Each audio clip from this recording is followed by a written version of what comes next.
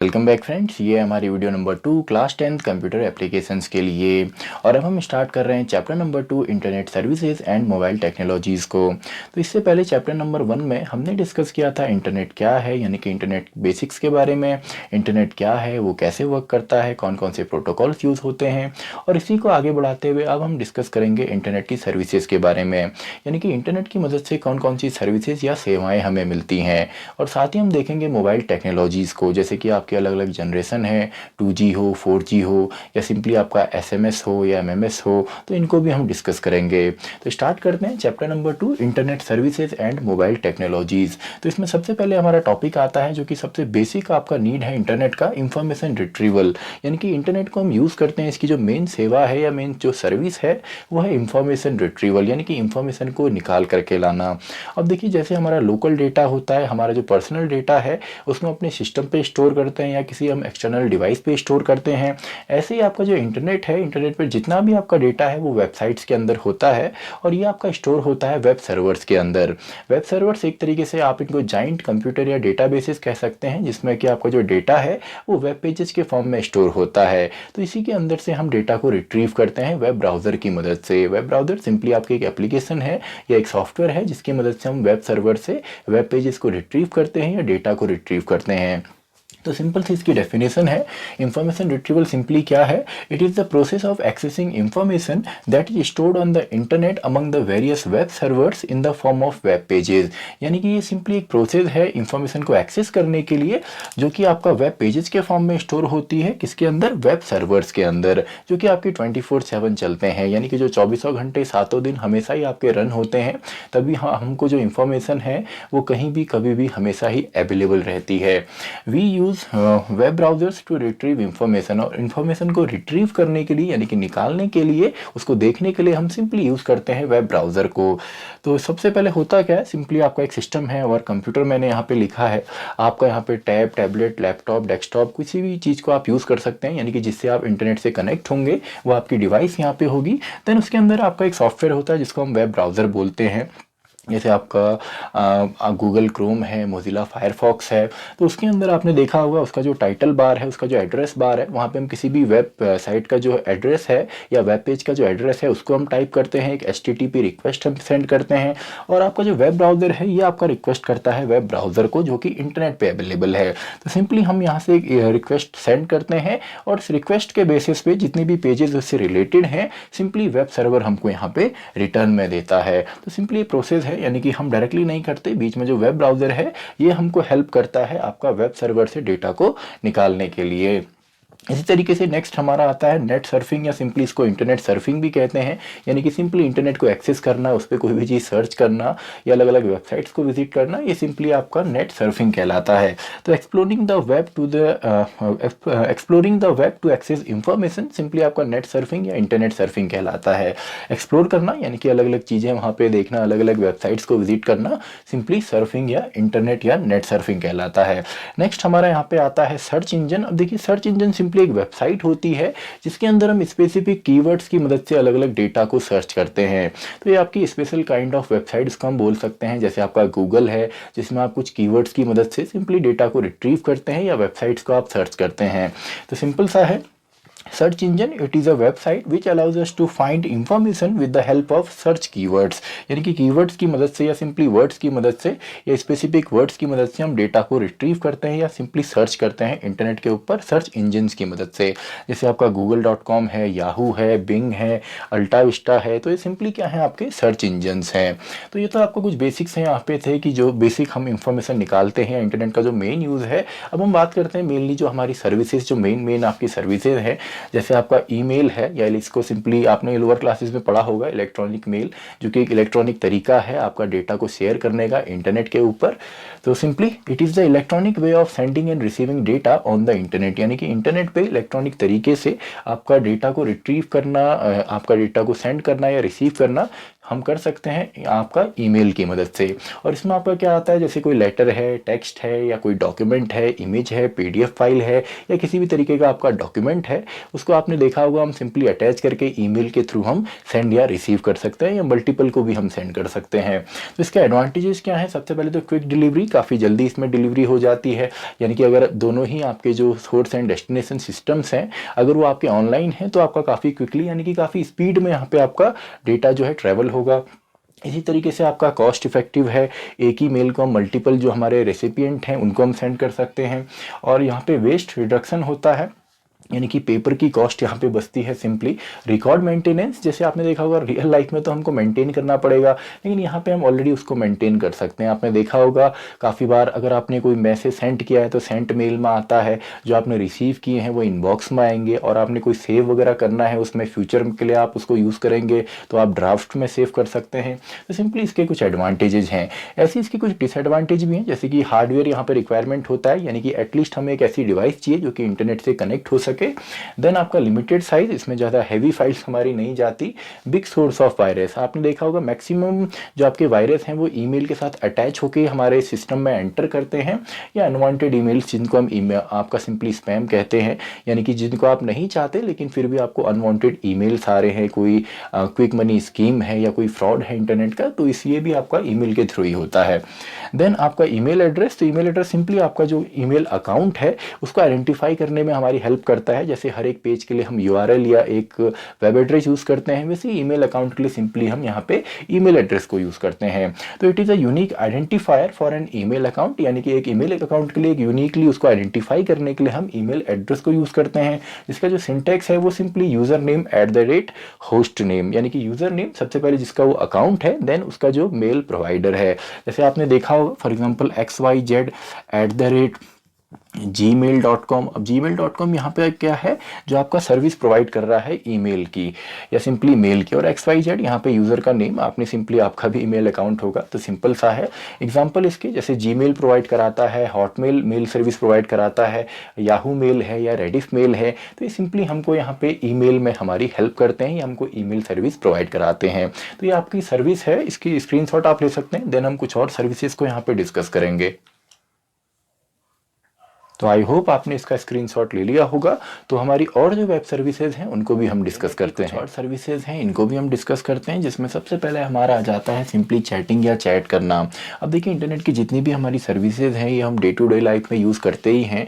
जैसे आपका चैटिंग है, तो चैटिंग हमारा क्या हो गया, ये एक ऑनलाइन कम्युनिकेशन का तरीका है जिससे कि हम रियल टाइम के अंदर हम टेक्स्ट या मल्टीमीडिया मैसेजेस की मदद से सामने वाले के साथ कम्युनिकेट करते हैं। तो सिंपल सा इसको अगर हम डिफाइन करें, chatting is an online communication facility of internet which allows us to send text और multimedia messages in real time, यानी कि रियल टाइम पे हम टेक्स्ट या मल्टीमीडिया मैसेजेस की मदद से हम किसी के साथ चैट कर सकते हैं। एग्जांपल के तौर पे इसके लिए हम यूज़ करते हैं व्हाट्सएप को, फेसबुक मैसेंजर हो, इंस्टाग्राम हो। तो सिंपली हमारी कुछ एप्लीकेशंस या मोबाइल एप्लीकेशंस हैं जिनकी मदद से हम ऑनलाइन चैटिंग करते हैं। अब देखिए पहले तो केवल इसमें हम टेक्स्ट मैसेजेस करते थे, अब इसमें हमने मल्टीमीडिया भी ऐड किया है, यानी कि आपने देखा होगा ऑनलाइन हम इमोजीज सेंड करते हैं, स्टिकर्स हम सेंड करते हैं या पिक्चर्स हम सेंड करते हैं। तो सिंपली आपका चैटिंग कहलाता है। नेक्स्ट हमारा आता है वीडियो कॉन्फ्रेंसिंग, या सिंपली इसको वीडियो चैटिंग भी कहा जाता है, जो कि आपका एक ऑडियो विजुअल तरीका है, यानी कि जब हम चैट कर रहे हैं ऑनलाइन रियल टाइम के अंदर तो जिसके साथ हम चैटिंग कर रहे हैं उसको हम देख भी सकते हैं। तो सिंपली इसको हम वीडियो चैटिंग या वीडियो कॉन्फ्रेंसिंग कहते हैं। अब पहले जब इसको हम करते थे तो इसमें एडिशनल हार्डवेयर कॉस्ट हमारा आता था, यानी कि इसमें आपका एक वेबकैम हमको यूज़ करना पड़ता था, माइक्रोफोन हो गया, स्पीकर्स हो गए, तो ये सब चीज़ें हम यूज़ करते थे। लेकिन अब जो हमारी मोबाइल एप्लीकेशंस हैं इनसे हम डायरेक्टली यहाँ पे कम्युनिकेट कर सकते हैं, वीडियो चैटिंग या वीडियो कॉन्फ्रेंसिंग हम कर सकते हैं। तो it is an audio visual communication system which allows us to see people while talking through high speed internet, यानी कि हाई स्पीड इंटरनेट की मदद से डायरेक्टली हम ये कर सकते हैं, जिससे हम चैटिंग कर रहे हैं उसको हम देख भी सकते हैं। एग्जाम्पल के तौर पर हम यूज़ करते हैं स्काइप हो, IMO है, व्हाट्सएप है, इंस्टाग्राम है, तो इनकी मदद से सिंपली हम वीडियो चैट या वीडियो कॉन्फ्रेंसिंग कर सकते हैं। देन आपका आता है ई लर्निंग। अब देखिए ई लर्निंग कहीं पे भी अगर आपका ई वर्ड आता है तो इसकी जगह हम इंटरनेट भी यूज़ कर सकते हैं, ऑनलाइन या नेट भी हम यूज़ कर सकते हैं। यानी कि जैसे आपका ई बैंकिंग है तो इसको हम नेट बैंकिंग या इंटरनेट बैंकिंग भी कह सकते हैं। और जब भी आपका ई वर्ड यूज़ होता है तो इसका सिंपल मतलब होता है कि वो चीज़ या वो सर्विस हमको 24/7 अवेलेबल है। यानी कि अगर हमारे पास कोई ऐसी डिवाइस है, आपका स्मार्टफ़ोन हो, लैपटॉप है, डेस्कटॉप है, टैबलेट्स हैं, तो जो आपका इंटरनेट से कनेक्ट हो सकते हैं और साथ ही में अगर आपके पास एक हाई स्पीड इंटरनेट कनेक्शन है, तो इनको हम कभी भी और कहीं भी यूज़ कर सकते हैं, यानी कि हमको 24/7 अवेलेबल रहती हैं। तो इसमें सबसे पहले आ जाता है ई लर्निंग यानी कि online mode of learning internet की मदद से। तो simple it refers to online mode of learning through high speed internet, यानी कि हाई स्पीड इंटरनेट की मदद से जब हम लर्न करते हैं, हम देखिए जब भी हम इलेक्ट्रॉनिक चीज़ों की बात करते हैं, ई कॉमर्स हो, ई बैंकिंग हो या नेट बैंकिंग हो, ई शॉपिंग हो या ऑनलाइन शॉपिंग हो, तो इसमें एक चीज़ कॉमन है कि हमको हाई स्पीड इंटरनेट की यहाँ पे ज़रूरत पड़ती है। जैसे कि आपका ईमेल है, अब ईमेल तो आपकी स्पीड कम भी है, तब भी ईमेल सेंड एंड रिसीव हम कर सकते हैं, लेकिन इसके अलावा जो भी है, जैसे आपका ई बैंकिंग है, ई शॉपिंग है या ई लर्निंग है, जिसमें हमको लाइव वीडियोज़ को स्ट्रीम करना होता है, देखना होता है, तो यहाँ पे हमको हाई स्पीड इंटरनेट की ज़रूरत पड़ती है। तो ये सभी के लिए यहाँ पे कॉमन है। तो सिंपल है, it refers to online mode of learning through high speed internet. और इसमें काफ़ी बार आईबीटी भी एक टर्म है, यूज़ करते हैं, इंटरनेट बेस्ड ट्रेनिंग जिसे कहा जाता है, या सीबीटी है, कंप्यूटर बेस्ड ट्रेनिंग जो है, तो ये आपका ई लर्निंग का ही पार्ट है। अब ई लर्निंग जैसे अभी आप कर रहे हैं, ये भी आपका ई लर्निंग का एग्जाम्पल है। आप किसी एप्लीकेशन के थ्रू कर सकते हैं, वेबसाइट हमारी काफ़ी सारी आती हैं जिसमें कि आप ई लर्निंग कर सकते हैं या इंटरनेट से आप लर्न कर सकते हैं। इसके एडवांटेजेस क्या हैं? सबसे पहले तो कॉस्ट इफेक्टिव है, यानी कि पैसा यहाँ पे नहीं लगता। आप चाहें तो पेड भी ले सकते हैं, लेकिन मैक्सिमम टाइम आपको पैसे देने की ज़रूरत नहीं है, फ्रीली आप इंटरनेट की मदद से यहाँ पे यूज़ कर सकते हैं। Then flexibility of learning time, यानी कि यहाँ पे टाइम बैरियर नहीं है, फिजिकली आपने अवेलेबल नहीं होना। अब मुझे नहीं पता आपका लर्निंग टाइम का कब है, आप ये वीडियो सुबह देख रहे हैं, शाम को देख रहे हैं, यानी कि टाइम बैरियर यहाँ पे नहीं रहता, उसमें हमको फ्लेक्सिबिलिटी मिलती है। देन आपका क्विक एंड ईजी अपडेट, यानी कि यहाँ पे काफ़ी ईजिली हम अपडेट कर सकते हैं किसी चीज़ को और काफ़ी जल्दी हम अपडेट कर सकते हैं, तो ये इसका एडवांटेज है। देन पर्सनलाइज्ड लर्निंग, यानी कि यहाँ पे आपको कोई फोर्स नहीं कर रहा। जैसे आप क्लासरूम के अंदर तो आपके जो टीचर्स हैं, जो उसका पर्टिकुलर टॉपिक है वही आपको पढ़ाएगा, जो पर्टिकुलर सब्जेक्ट है वही आपको पढ़ना पड़ेगा, लेकिन यहाँ पे आप पर्सनलाइज्ड लर्निंग कर सकते हैं, यानी कि यहाँ पे कोई आपका बैरियर नहीं है कि आपको क्या पढ़ना है, किससे पढ़ना है। मल्टीपल चॉइसेस आपके पास यहाँ पे रहती हैं, किसी भी टीचर से आप पढ़ सकते हैं। तो ये सिंपली कुछ आपके एडवांटेजेस हैं। अब इसके कुछ डिसएडवांटेज भी हैं। नो रूटीन, यानी कि कोई रूटीन यहाँ पे सेट नहीं होता। Instructors are not physically available, जो आपके इंस्ट्रक्टर्स हैं वो फिजिकली अवेलेबल नहीं है। काफ़ी बार इससे नुकसान भी होता है। जैसे आपका कोई और सब्जेक्ट है, नॉर्मल कोई पढ़ने वाला सब्जेक्ट है, वो तो आप पढ़ सकते हैं, लेकिन मान लीजिए अगर आप कोई फिजिकल एक्टिविटी आप सीख रहे हैं, जैसे कि आप कोई ट्रेनिंग ले रहे हैं, आप कोई क्लासेज ऐसी ले रहे हैं जैसे कि जिसमें कि फिजिकली आपके जो इंस्ट्रक्टर्स हैं उनकी ज़रूरत पड़ती है, यानी कि जैसे स्पोर्ट्स एक्टिविटी है, कोई आप एक्सरसाइजेस सीख रहे हैं, तो उसमें अगर फिजिकली आपके पास टीचर है, इंस्ट्रक्टर है या ट्रेनर है, तो उसमें आपका ज़्यादा सही रहता है। तो सिंपल सा है, यानी कि इंस्ट्रक्टर्स अवेलेबल फिजिकली नहीं रहते और हाई स्पीड इंटरनेट रिक्वायर्ड रहता है। ये तो सभी में कॉमन है। मेन डिसएडवांटेज है कि हाई स्पीड इंटरनेट नहीं है तो आप मैक्सिमम सर्विसेज को यूज़ नहीं कर सकते हैं। देन हमारा आ जाता है ई कॉमर्स, यानी कि कॉमर्स साइट जो आपका इंटरनेट का है, जिसमें आपका बाइंग सेलिंग कोई चीज़ आप खरीदते हैं या बेचते हैं इंटरनेट के ऊपर, जिसमें सबसे पहले आपका आता है ई बैंकिंग, यानी कि ऑनलाइन तरीके से बैंकिंग सर्विसेज का इस्तेमाल करना घर बैठे बैठे इंटरनेट की मदद से। तो इसमें simply it is an online banking system which allows the customer to use bank services from home using internet, यानी कि घर बैठे बैठे आप बैंक की जो सर्विसेज हैं उनको आप यूज़ कर सकते हैं आपका इंटरनेट की मदद से। यानी कि इंटरनेट अगर आपके पास है तो ऑनलाइन बैंकिंग की मदद से जितनी भी सर्विसेज आपकी बैंक की हैं उनको आप यूज़ कर सकते हैं। जैसे आप ऑनलाइन ट्रांसफ़र कर सकते हैं या सिंपली आप शॉपिंग कर सकते हैं। ई बैंकिंग की मदद से आप अपना मिनी स्टेटमेंट वहाँ पे निकाल सकते हैं, अपनी ट्रांजेक्शन्स आप देख सकते हैं। तो ये सभी हम ऑनलाइन यहाँ पे कर सकते हैं। तो it is an online banking system which allows the customer to use bank services from home using internet. इसके एडवांटेजेस क्या हैं? एडवांटेजेस हैं, आपका टाइम बचाता है, saves times, no physical barrier, यानी कि फिजिकली आपको बैंक में अवेलेबल होने की ज़रूरत नहीं है। अब इसके कुछ डिसएडवांटेज भी हैं कि इंटरनेट नहीं है तो आप यूज़ नहीं कर सकते, और काफ़ी लोग जो है इतना सिक्योर नहीं मानते ऑनलाइन ट्रांजेक्शन को, तो ये इसके कुछ डिसएडवांटेज हैं। इसी तरीके से नेक्स्ट है हमारा ई शॉपिंग, यानी कि इसको सिंपली हम ई शॉपिंग, हम शॉपिंग भी करते हैं, आजकल हम सेलिंग भी कर सकते हैं। तो शॉपिंग एंड सेलिंग आपका दोनों इसमें आता है। It is the process of buying and selling goods and services through internet. तो ई शॉपिंग एंड ई सेलिंग आप इसको बोल सकते हैं, या शॉपिंग एंड सेलिंग आप बोल सकते हैं। आप बेच भी सकते हैं, साथ में खरीद भी आप सकते हैं। तो it is the process of buying and selling goods and services through internet. आप गुड्स वहाँ पे बाई एंड सेल कर सकते हैं, सर्विसेज भी आप बाई एंड सेल कर सकते हैं। गुड्स यानी कि कोई भी फिजिकल चीज़, जैसे आपने स्मार्टफोन लेना है या कोई और इक्विपमेंट लेना है, कोई एसेसरीज लेनी है, तो ये आपका गुड्स के अंदर आ गए। एंड सर्विसेज कोई आप सेवाएँ आपकी हैं, जैसे ऑनलाइन आप किसी को पढ़ा रहे हैं या आप पढ़ रहे हैं, या जैसे आप कोई सर्विसेज दे रहे हैं, कोई भी आपकी सर्विसेज हो सकती हैं जिसमें कोई फिजिकल कोई चीज़ वहाँ पे आपका मायने नहीं रखती, केवल सर्विसेज वहाँ पे होंगी। जैसे आजकल ऑनलाइन डॉक्टर जो हैं वो कंसल्ट आपको करते हैं, काउंसलर्स काफ़ी सारे आ गए हैं, तो ये सभी आपके सर्विस सेक्टर के अंदर आते हैं। तो ये हम कर सकते हैं हाई स्पीड इंटरनेट की मदद से। एडवांटेज इसके भी सेम है कि आपके टाइम सेविंग है, रीजनेबल कॉस्ट यहाँ पे होती है। आपने देखा होगा ई शॉपिंग पे कॉस्ट काफ़ी कम होती है, एंड ऑब्वियसली मल्टीपल चॉइसेस हमको मिलती हैं, तो इसके एडवांटेज हैं। और डिसएडवांटेज भी है, जैसे डिससेटिस्फैक्शन फ्रॉम कस्टमर्स, यानी कि कस्टमर्स को अगर पसंद नहीं आता तो वहाँ पे रिव्यूज़ वो अपने हिसाब से लिख सकते हैं। या सिंपली जैसे आप कोई क्लोथ्स वगैरह अगर आप लेते हैं तो फिजिकली टच नहीं होता, तो उसमें सिंपली डिससेटिस्फैक्शन जो है कस्टमर्स का रहता है। काफ़ी बार ऑनलाइन ट्रांजैक्शन कैंसिल हो जाता है, तो इसके कुछ डिसएडवांटेज हैं। इसकी वजह से काफ़ी बार कस्टमर्स जो हैं वो प्रॉब्लम में रहते हैं। इसके बाद आपका आता है ई रिजर्वेशन, यानी कि कोई भी चीज़ आपने बुक करनी है, ऑनलाइन रिजर्व करना है, तो ये हम इलेक्ट्रॉनिक तरीके से भी कर सकते हैं। It is the process of getting a ticket booked online. कोई भी आपका टिकट है, या कोई भी आपका जैसे होटल रूम्स आप कर सकते हैं, मूवी टिकट्स आप कर सकते हैं, एयर टिकट्स हो, रेलवेज़ का हो, किसी डॉक्टर के साथ अपॉइंटमेंट आपकी है, तो ये सभी हम ऑनलाइन तरीके से इनको रिजर्व कर सकते हैं, जो कि सिंपली आपका ई रिजर्वेशन के अंदर आता है। एडवांटेजेस इसके भी सेम है, टाइम सेविंग है, मल्टीपल चॉइसेस हमारे पास रहती हैं, और भी काफ़ी ज़्यादा इसके एडवांटेज हैं कि कॉस्ट हमारी कम आएगी, फिजिकली हमको एक्टिव वहाँ पे अवेलेबल होना जरूरी नहीं है, तो ये कुछ इसके एडवांटेज हैं। देन आपका ई गवर्नेंस सिंपली जब आपका इलेक्ट्रॉनिक मीडियम हमारा यूज़ होता है, या जो गवर्नमेंट है वो इलेक्ट्रॉनिक तरीके से अपनी सिटीजन्स के साथ कनेक्ट होती है, उनको इंफॉर्मेशन देती है या उनको कोई सर्विसेज देती हैं। जैसे आधार कार्ड आप ऑनलाइन बनाते हैं, काफ़ी जो गवर्नमेंट के डॉक्यूमेंट्स हैं वो आप ऑनलाइन बना सकते हैं, तो ये सिंपली आपका ई गवर्नेंस के अंदर आता है। यानी कि इलेक्ट्रॉनिक तरीके से किसी वेबसाइट्स के थ्रू, एप्लीकेशंस के थ्रू जब गवर्नमेंट हमारे साथ कनेक्ट होती है, तो सिंपल है, it is a way of connecting and communicating by government to its citizens. यानी कि ऑनलाइन तरीके से कनेक्ट होना है, सिंपली कम्युनिकेट करना अपने सिटीजन्स के साथ। जब गवर्नमेंट ऐसा करती है तो सिंपली इसको ई गवर्नेंस कहा जाता है। देन आपका सोशल नेटवर्किंग, इसके बारे में तो ऑलरेडी आपको पता है, आप मैक्सिमम आप यूज़ भी करते हैं, जैसे फेसबुक है, इंस्टाग्राम है। यानी कि ऑनलाइन तरीके से अगर आप किसी के साथ कनेक्ट होते हैं, नेटवर्किंग आप करते हैं अपने फ्रेंड्स, फैमिली, फैंस जो भी आपके हैं उनके साथ, अगर आप सोशल मीडिया के थ्रू कनेक्ट होते हैं तो सिंपली इसको सोशल नेटवर्किंग कहा जाता है।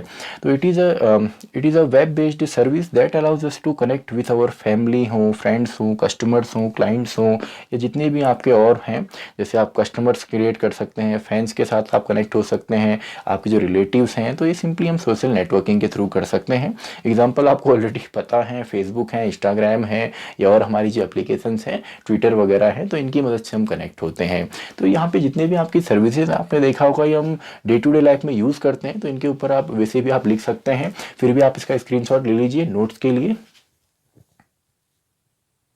तो ये हमारी कुछ ये सर्विसेज थी, आई होप आपने स्क्रीनशॉट ले लिया होगा। तो अब हम देखते हैं हमारा फाइनल टॉपिक जो है मोबाइल टेक्नोलॉजीज़। हम डिस्कस करते हैं मोबाइल टेक्नोलॉजीज़ को, और इसमें सबसे पहले हम डिस्कस करते हैं एसएमएस या सिंपली शॉर्ट मैसेजिंग सर्विस को।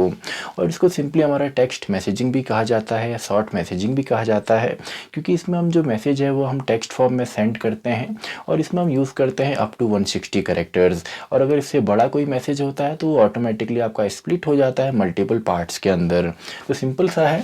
It is also known as text messaging, इसको टेक्स्ट मैसेजिंग भी कहा जाता है। It is a service for sending short messages up to 160 characters, यानी कि इसमें हम अप टू 160 कैरेक्टर्स का एक मैसेज जो है सेंड कर सकते हैं, वो भी टेक्स्ट के फॉर्म में। और ये ज़्यादातर यूज़ नहीं होता, आजकल हम MMS यूज़ करते हैं, मोबाइल एप्लीकेशन या वेब बेस्ड जो आपकी एप्लीकेशन है, व्हाट्सएप है, फेसबुक है, इसकी मदद से, जिसमें सिंपली हम मल्टीमीडिया को भी एडअप कर सकते हैं। तो आपका MMS है, जो नेक्स्ट टॉपिक है MMS है, multimedia messaging service. It is a standard way of sending messages that includes multimedia contents, यानी कि जिसमें हम मैसेजेस सेंड करते हैं और टेक्स्ट के साथ साथ हम मल्टीमीडिया कंटेंट वहाँ पे यूज़ करते हैं, यानी कि जहाँ पे ऑडियो हो, वीडियो हो, आपने देखा होगा स्टिकर्स हम सेंड करते हैं, इमेजेस हम सेंड करते हैं, तो ये सब आपका मल्टीमीडिया का पार्ट है। It is the extension of SMS। ये SMS का एक एक्सटेंशन है, यानी कि इसको ही हमने एक्सटेंड किया है। पहले केवल टेक्स्ट मैसेजेस थे, अब इसके साथ हम मल्टीमीडिया को भी इंक्लूड करते हैं। इसके बाद आपके आ जाते हैं वायरलेस टेली कम्युनिकेशन टेक्नोलॉजीज़, यानी कि वायरलेस जो हम कम्युनिकेट करते हैं सेलफोन की या स्मार्टफोन की मदद से। तो इसमें कौन कौन सी हमारी यहाँ पे टेक्नोलॉजीज़ हैं, इसमें मेनली हमने जनरेशन्स को डिस्कस करना है। जी का मतलब 1G 2G, यहाँ पे सिंपली जी का मतलब जनरेशन्स होता है, जनरेशन होता है। तो सबसे पहले आपका 1G आ जाता है, जो कि पहली जनरेशन आपकी थी टेलीफोन टेक्नोलॉजीज़ की, और ये आपका इंट्रोड्यूस हुआ था 1980s के अंदर। और इसमें केवल आपकी वॉइस फैसिलिटी थी, यानी कि केवल वॉइस कॉलिंग हम इसमें कर पाते थे। ये 1980s की बात है। तो अब तो ये जो टेक्नोलॉजी ऑब्सोलीट हो चुकी है, ख़त्म हो चुकी है। तो सिंपल सा है, it is the first generation of wireless telephone technology. It was introduced in 1980s। It had only voice facility available. केवल इसमें वॉइस फैसिलिटी होती थी और कोई उसमें फैसिलिटी नहीं थी। और इसमें मेनली ये जितने भी हमारे यहाँ पे जनरेशन्स हैं, इन सभी में हम जो कम्युनिकेशन के लिए यूज़ करते हैं वो आपका रेडियो फ्रीक्वेंसी यूज़ करते हैं, यानी कि रेडियो टावर्स की मदद से सिंपली इसमें हम कम्युनिकेट करते हैं। तो इसके बाद 1991 के अंदर फिनलैंड के अंदर आपकी सेकेंड जनरेशन लॉन्च हुई, जो कि सेकेंड जनरेशन था। It adds data and text messages service with 1G, यानी कि 1G की जो टेक्नोलॉजी है, जो वॉइस फैसिलिटी वाली है, इसके साथ ही साथ इसमें अब हमको यहाँ पे जो डेटा है या डेटा कम्युनिकेशन है वो हमारा पॉसिबल हुआ, यानी कि इंटरनेट हमको अवेलेबल है। एंड देन साथ में हमको टेक्स्ट मैसेजेस जो हमारे हैं ये भी अवेलेबल होते थे, यानी कि 2G के अंदर अब हमारे पास वॉइस फैसिलिटी भी थी, डेटा सर्विस भी था, एंड सिंपली हमारा मैसेज सर्विसिंग भी थी। एंड देन हमारा आता है 3G, जो कि थर्ड जनरेशन है। तो इसमें आपका डेटा ट्रांसफ़र का जो रेट है वो बढ़ गया, बाकी चीज़ें तो इसमें सेम थी, यानी कि इसके अंदर 2G के अंदर जितनी भी टेक्नोलॉजी थी, आपका टेक्स्ट हो या सिंपली डेटा हो या वॉइस फैसिलिटी है, ये तो रहा ही रहा। साथ में यहाँ पे मेन काम ये हुआ कि आपकी जो इंटरनेट की स्पीड है वो काफ़ी अच्छी आ गई, यानी कि इंटरनेट की स्पीड या डेटा स्पीड में काफ़ी काम हुआ। तो इसमें जो स्पीड आती है वो एटलीस्ट 200 kbps की आती है। It provides data transfer rate of at least 200 kbps। It adds high speed internet, video calls, mobile TV with second generation, यानी कि 3G आते आते आपकी इंटरनेट की स्पीड बढ़ी, तो मोबाइल एप्लीकेशन आपकी ज़्यादा डेवलप हुई। मोबाइल टीवी का जो कॉन्सेप्ट है वो आया, यानी कि अब केवल टीवी नहीं है, अपने मोबाइल पे आप जो टीवी है उसको आप देख सकते हैं। साथ में वीडियो कॉल्स वगैरह आप हाई स्पीड इंटरनेट की मदद से कर सकते थे। इसके बाद आपका जो 4G है, जो आजकल हम यूज़ करते हैं, 3G 4G दोनों ही हम यूज़ करते हैं। तो जो 4G है, फोर्थ जनरेशन, ये आपका सब इसमें केवल फास्टर स्पीड के बारे में ये है। It is all about faster internet speed, क्योंकि यहाँ पे इंटरनेट से ही आपका मैक्सिमम चीज़ें हो रही हैं ऑनलाइन। हम जितने भी अभी सर्विसेज हमने देखी, ये आपका इंटरनेट से ही आपका पॉसिबल है। तो it adds all features of 3G with high speed internet, यानी कि 3G के अंदर जितनी भी आपकी प्रॉपर्टीज़ या फीचर्स थे, टेक्स्ट मैसेज हो और आपका डेटा सर्विस हो या आपका वॉइस फैसिलिटी हो, इसके साथ साथ यहाँ पे केवल आपका हाई स्पीड इंटरनेट में आपका आया। तो it is 10 times faster then 3G, और ये आपका 3G से 10 टाइम्स फास्टर था। तो इसमें मैक्सिमम आपका वीडियो कॉलिंग, ऑनलाइन लर्निंग, ई बैंकिंग, जितना भी इलेक्ट्रॉनिक आपका है वो सभी चीज़ इसके अंदर आती हैं। जितने भी हमारे इक्विपमेंट्स हैं वो आपका डिजिटलाइज हुए बिकॉज आपका जो इंटरनेट की स्पीड है, तो ये सिंपली आपका 4G या इंटरनेट स्पीड की वजह से पॉसिबल है। देन आपका यहाँ पे आता है 5G या सिंपली फिफ्थ जनरेशन, और ये भी आपका इसके अंदर सारे फीचर्स थे अप टू 4 जनरेशन, और ये 10 to 100 टाइम्स फास्टर हो सकता है आपका 4G से। तो अभी तो ये प्रोजेक्टेड है, it will be 10 to 100 times faster than 4G with all features up to 4G, यानी कि 4G के जितने भी फीचर्स थे वो तो इसमें रहेंगे ही, और इसकी जो स्पीड है वो 10 to 100 टाइम्स फास्टर होगी 4G से भी। तो इसमें आपका सिंपली जितने भी हमारे इक्विपमेंट्स हैं वो आपका इंटरनेट से एक अवेलेबल होंगे, यानी कि इंटरनेट की मदद से वो रन होंगे। जैसे आपका ड्राइवरलेस कार्स हैं या होम रोबोट्स हैं, किचन रोबोट्स हैं, तो ये सभी आपका इंटरनेट की स्पीड से ही पॉसिबल है। तो इसमें आपका मेन जो आपका डेवलपमेंट होगा वो इंटरनेट पे होगा या इंटरनेट की स्पीड से होने वाला है। तो इसी के साथ हमारा जो ये चैप्टर है ये भी कंप्लीट होता है, internet services and mobile technologies. तो आप स्क्रीनशॉट इसका ले सकते हैं नोट्स के लिए। तो आई होप आपने इसका स्क्रीनशॉट ले लिया होगा।